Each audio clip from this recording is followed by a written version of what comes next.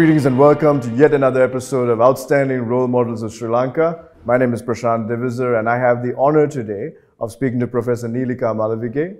She is one of the recipients of this year's award, an extremely inspiring individual who has accomplished so much. Neelika Malavige is a professor and the head of the Department of Immunology and Molecular Medicine at the University of Sri Jayawardhanapura, Sri Lanka. She is also a visiting academic at the University of Oxford since 2008. She completed her doctoral studies at the MRC Weatherall Institute of Molecular Medicine at the University of Oxford. Neelika is a member of the Executive Committee of the International Society of Infectious Diseases since 2020. She has been a Fellow of the Royal College of Physicians in London and the Royal College of Pathologists since 2015. She also serves as an expert member on several government COVID-19 related technical advisory groups. She leads a large research group working on dengue and COVID-19. Her work on dengue has focused on factors that lead to severe dengue, identifications of biomarkers, and mediators of vascular leak in dengue. Her work on COVID-19 is mainly related to immune responses to COVID-19 vaccines, immunopathogenesis, and determining the correlates of protection against COVID-19. She has strong research collaborations with the University of Oxford, and her laboratory is part of the A2 Cares, which is one of the centers of research in emerging infectious diseases, which is a global network.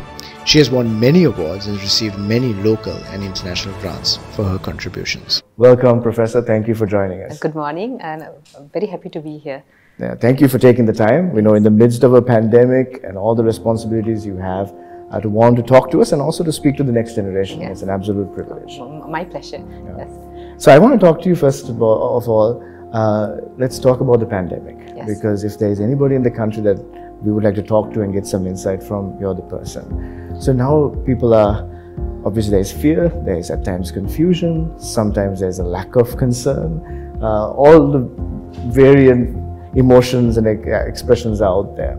What is the current situation with Omicron and things going on? From your expert opinion, what should we be aware of? Yes, so I'll start with the bad news and then give the good news. I think then people have a happy ending sort of thing.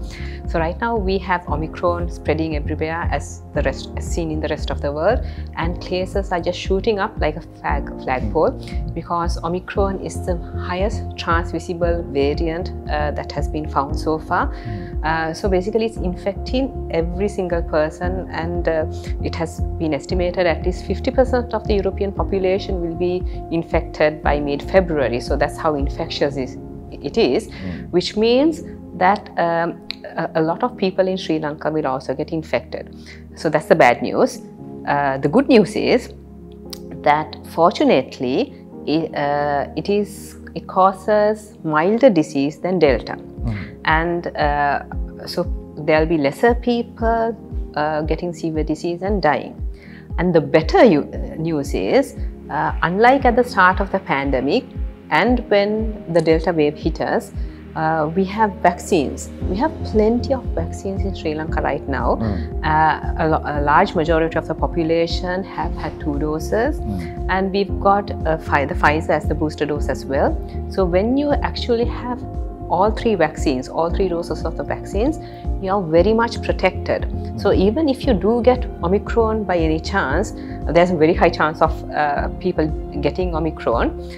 Because once you get all 3 vaccines, you're very much protected and you're unlikely to go into hospital, develop severe disease, and very unlikely to die. So that's good news. That's the good news. Yes. And so talking about the trajectory of the pandemic, we're now in 2022. Into our second year of this difficult situation as a global society. Do you think 2022 is the year that we have a win that finally comes to the point that humanity can move forward, or is that too optimistic? Yeah, I think so. It's like this. Again, the bad news is we are likely to see more variants in future. The variants are not necessarily going to be milder. We can't predict that. But we have a very highly immune population, and globally, when all countries actually achieve that through vaccination and not infection, trying to achieve that through infection is an unkind way of doing it, because then people get severe disease and some people die. So that's not very kind. Vaccination is there, so that's a kind of way of achieving immunity. But because somebody might ask, if you're getting more and more variants, then where will it end?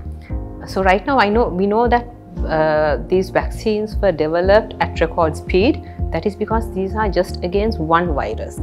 But if we get more and more variants which are very, very different, then we need a vaccine which will cover all coronaviruses. So that such vaccines are being developed, but because they're more complicated than the ones that have been developed, the one coronavirus vaccines, it's going to take some time. But hopefully when these vaccines come, the next generation of pan-coronavirus vaccines come, then I think that sort of will end things. And so that's our hope, and we are hoping that all those who are at the forefront will continue to have great breakthroughs. Yes, I hope so too. Yeah. So in the research thing, did people see this coming? In the sense of, I know the people are talking when the SARS outbreak took place, they saw the coronavirus. And how are we more prepared today as a global society than we were back in 2019 December? Yes, so people were expecting a pandemic to happen. All the scientists working on infectious diseases, immunity, and so on were expecting a pandemic, and that is because everything was there, out there, right, for a pandemic to happen. The human aspect of things like human behavior, us cutting down a lot of forests, so the human and animal interaction being very, unlike before. Then the wet markets, the exotic animal trade becoming more and more. Climate change, so because of the climate change, the temperature goes up, and so vector-borne diseases becomes a problem, which is a little complex to sort of explain, and very widespread international travel. So earlier, maybe 3,000 years ago, if some tribe in some country got infection, it would be very much localized. But because of intense international travel, when something comes, we know how it spreads, right? So this is why we can't contain any infection even by border restriction. It was very obvious what happened during this pandemic. And I think people are more aware that this is not the last pandemic. And if you look at the last 20 years or last 10 years, we saw more and more viruses causing threats to human life, like Zika, causing threats to pregnant women, then Ebola outbreak. So we will be seeing more and more pandemics coming because of human behavior. So, and the world is gearing to be prepared for that. So obviously when it came to viruses like Ebola, more often than not, if you were infected, you didn't make it. Yes. But when it comes to viruses like corona, the spread continues because people have the ability to keep moving around or sometimes be asymptomatic. Yes. So does that make it one of the more dangerous viruses to deal with? So when it comes to coronaviruses and even viruses like dengue, you see, like a lot of viruses, the transmission is because of the asymptomatic people. So if you take COVID, most people who get COVID are asymptomatic. So like for instance, you look very healthy and I'm sort of healthy. So I mean, we could be, either one of us could be having Omicron right now and we could be transmitting it to each other. So this unknown transmission is one of the main things that cause this pandemic spreading in the current context. So given all of that, you are one of the leading experts in our country, maybe in our region, on dealing with these viruses and pandemics and so on. And how did you get to that? Let's go to the younger Neelika in school and the way that you work towards building your competence today. And I'm sure at certain points you could have said, well, I have enough now, but you keep on. There's a thirst to learn, there's a thirst to continue to give back. Let's talk about that journey of competence. Yes, so first of all, coming to your question of maybe I thought this is enough now, never have that thought crossed my mind that this is enough, you see, and I'll explain about it. So the thought of being a scientist, not necessarily working on viruses, but the passion to become a scientist was when I was around 7 years old, when I was watching television, you see, and so I was really inspired and I wanted to be a scientist. But then, you know, science was sort of, when I was young, which is a very, very long time ago, when I was 7, was not sort of opportunity. The opportunities didn't exist in Sri Lanka. So, so then of course, I became a doctor. I mean, that maybe doesn't sound right, but I mean, I do love caring for people and I believe I'm a good doctor. So I got into Colombo Medical Faculty, and after graduating, you have to do this thing called internship. And during internship, there are a lot of patients. I was working in a busy pediatric ward, getting dengue, and I was and while caring for these patients, I mean, I got so many questions about dengue that I really wanted to sort of answer. And so after doing my internship, I joined a university, Sri Javadanapura, and because I was a university academic then, there was opportunity for me to do a PhD, and I got a scholarship to go to Oxford. And actually, after going to Oxford, that's when I realized, okay, this is what I want to do for the rest of my life, because this is my passion, finding yourself, because that was pure science. And my PhD was on viral immunology, and I'm still working on viral immunology. That's my passion, to understand immune responses to viruses.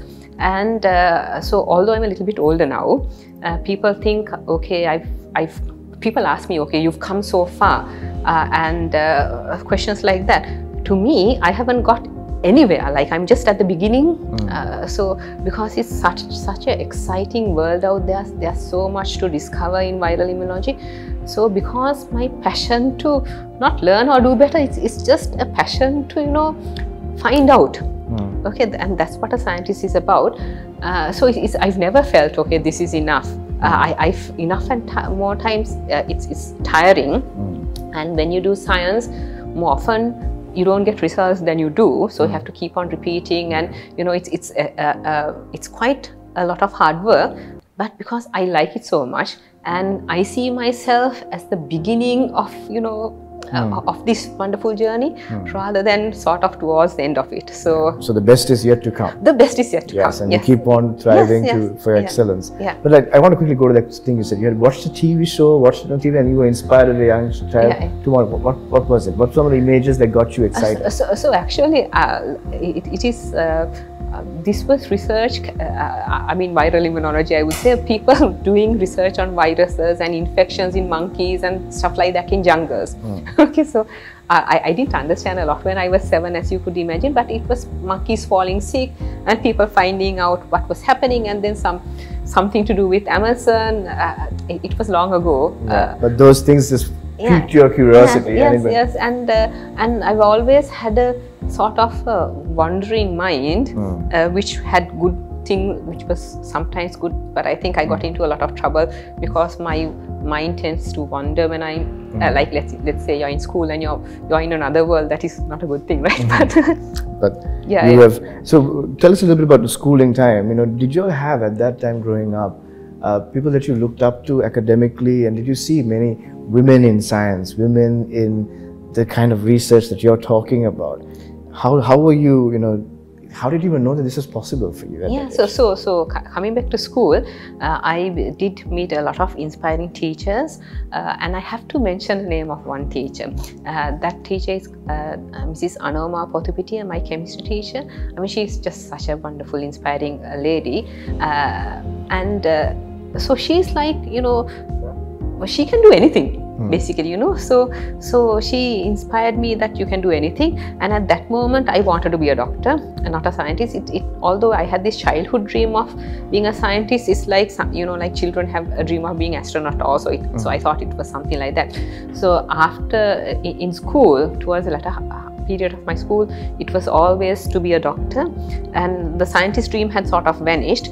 And even in medical school, although I had all these questions, and it was sort of very, in thinking about these things, I didn't see any opportunities. It was like, okay, you be a doctor, but during internship, I had again all these questions, and then actually I understood, okay, you don't, just because you're a doctor, you don't have to stick to that, right? I mean, you can do what you want and sort of go in a different direction. So whereas a lot of my colleagues, my seniors advised me, okay, what are you doing? You'll really regret what you're doing. When I wanted to go into like medical research, science sort of direction, a lot of people were advising me against it, saying, you've got such good clinical skills, why do you want to do science? And I'll be utter failure and be frustrated old woman. That's what they said. You see? But I'm none of them, except the old part. You see, and it's been so fascinating. Yeah. So it was a desire to want to learn, a desire to want to contribute, and then this attitude of never giving up or never being satisfied, want to do more. So that's so much to learn there. We're moving on from competence to this issue of with all these outstanding role models that we talk about character. They have a very deep sense of character and virtue, and we see that in you on many levels. But one key thing is you go to Oxford, you're studying there, you have these opportunities. You could be in a research context where there is more opportunities and more, but you decide, no, I'm coming home. I want to contribute here, and right now, dengue, you're a leading voice when it comes to COVID, and our country needs you. But you easily could have been elsewhere. Why were you drawn to this, and why is it important that we have more people here working towards bringing about transformation? Okay, so that's important questions. When I came back to Sri Lanka, that was sort of December 2009 January. So if we look back at that time, that was when Sri Lanka was in a very bad war situation, and of course, I mean, to me, I don't think anybody thought at that time point the war would end. It was really bad, and we had bombs exploding in Colombo. It was not just the north and east that was affected at that time point, it was Colombo as well. So and I was offered a job, by the way, and so it might sound really silly, why didn't you take that job in Oxford and why did you come back? It was, I'll be very honest here, it was not to serve the country, because this is my home. You see, so I thought, I mean, you go home, right? I mean, I went there to learn. I got a Commonwealth scholarship, and my family was here. I mean, my parents and everybody, and more than that, this is home. This is what I call home. So obviously, I mean, then you come back home. So after coming back home, then it's not like a sort of a life sentence. Okay, I mean, Sri Lanka is in the middle of the war. How can you do this and that? It's nothing about that. It's about, well, I mean, I wanted to do science. And if this is what you got, then you'd better make use of it and do what you want to do. And I wanted to do science, and so then you have to make it happen. So the key point there, a lot of people say, I got the opportunity, so I could have gone there. But you, of course, no, this is home. I want to come back and serve, or this is where I'm supposed to be. But at the same time, a lot of people say, I went to learn, but now there's better opportunities here, so I will move on. That whole mindset, and I want you to challenge that. What was going on in your mind, saying, yes, I came to learn, but this is a better opportunity? Why still pick this option of coming here? Yeah, so I mean, so as I said, it's home, but after coming home, I still wanted to do science and do it the same way that it was done in Oxford. Okay, I didn't want to do, just because we are in Sri Lanka, I didn't want to say, okay, I mean, this is what we have. We can't do the same thing that Oxford does. So I wasn't happy about lowering my standards and not doing what I was used to doing at Oxford. So I mean, so I don't know if I'm saying this in the right way, but if you can't bring the mountain, if you can't go to the mountain, you have to bring the mountain to you. There's a saying like that, right? So that's what I thought. I mean, okay, I mean, I could be there, but since I'm not going to be there, but I still want the mountain, I'll have to bring the mountain to me. That's the beauty of it. If you're learning and then bringing the best the world has to offer, that thinking, that capacity, and wanting to create it here, that's inspiring and that's worthy of doing. So thank you for all your incredible work in that. But also, speaking of character, one of the challenges is like you may come to a point of saying it's so difficult, or the challenges are there, and you could give up. But I never get that sense from you. Even now you're talking, the best is yet to come.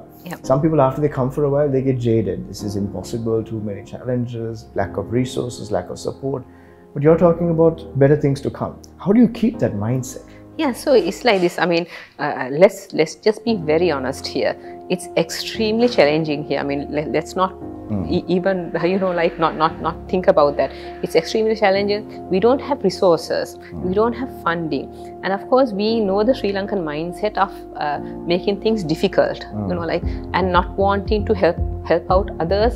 And if somebody is doing good, not to make sure that they don't go there. So of course it has been extremely challenging. Okay, I'm not even even for a second not saying it's challenging, but of course every life is challenging. Okay, even if you were in States, I don't know, in whatever country you name it, it's challenging. But if you want to do something, you just go ahead and do it. And you make it happen. So it's just about, I mean, what do you want to do? Do you want to do it? Then, yeah. So now let me ask you this question. If somebody loves somebody, despite, like a girl and a boy fall in love, despite, all these restrictions, they somehow make it happen, right? So it's like that. I mean, if you want to do something, go ahead and do it. Make it work. Yeah. So moving from there now to this whole thing of compassion. And obviously, as a doctor, you have compassion for your patients and you're caring for people. But I also see this, that you have compassion and a commitment towards your students, to the people that you're working with. There's a deep affection for them. And you look at the younger generation with aspiring eyes. I want the best for them. And that's very, admirable, and that's an important element of who you are. Let's talk to us about that, from your patients to your students to whoever you're mentoring. How do you inculcate that kind of emotion and respect and affection towards others? Yes, so I'll talk about my students first, because my patients, of course, I mean, I anyway give the best to them, and and that's what sort of that's how I was from the beginning. But let's talk about the mentoring part and all my students and everybody else who's working with me. Okay, yes, I love them, and I know that they love me too. It's always a two-way process, and I know that every single person knows that I deeply care for them, and I have their best interest, and enough and all the time I put their interest first.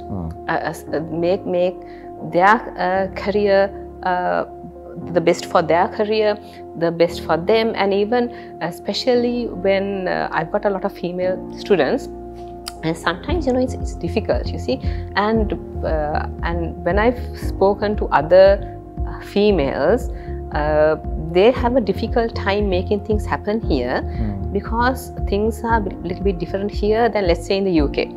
When I was doing my PhD, my supervisor, Professor Graham Mogg, was an extremely kind person. And how things happen, like, let's say, why is like UK developed and we are not there yet?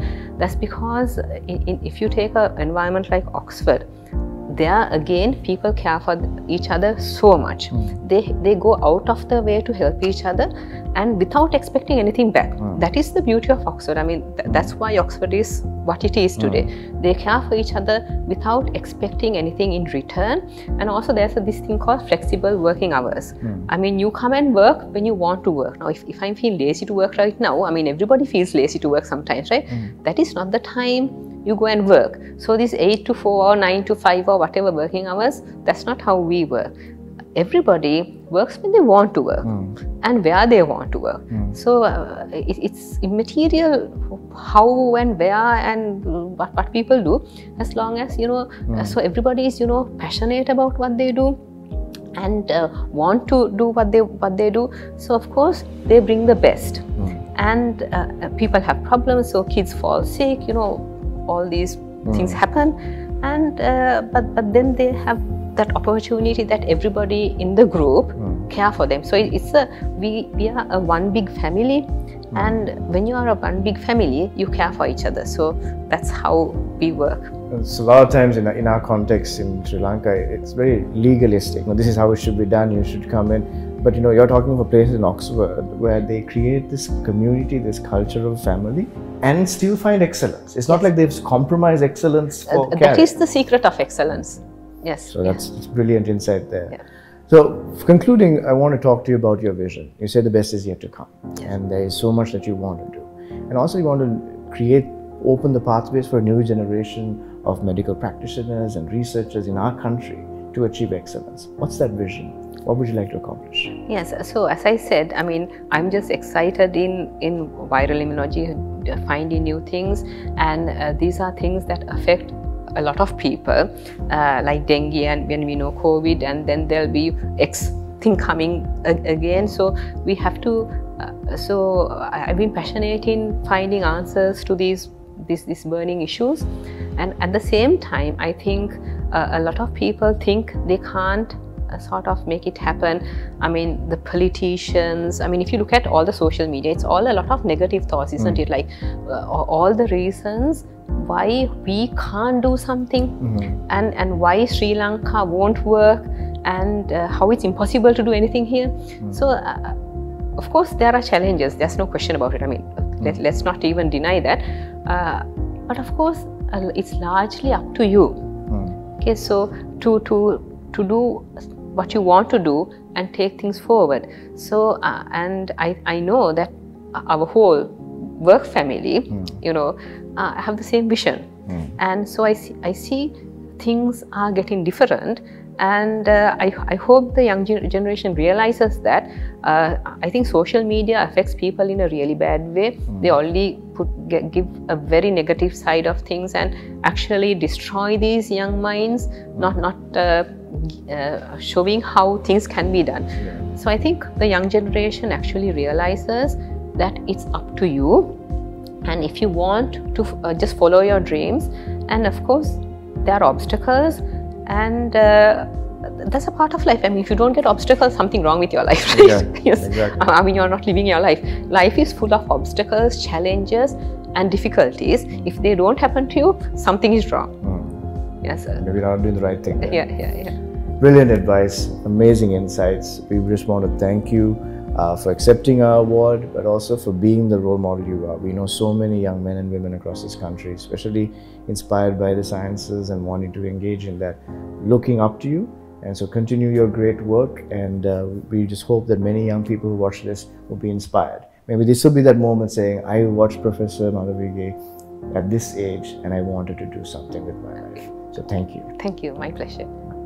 Thank you for watching. Join us again next week for yet another episode. And if you want to learn more about Professor Malavige and her work, there is notes on the show notes, and you can go and research. And I'm sure if you even reach out to her on social media or email, maybe with certain questions, she might be able to engage you as well. So thank you for watching. Join us again next week.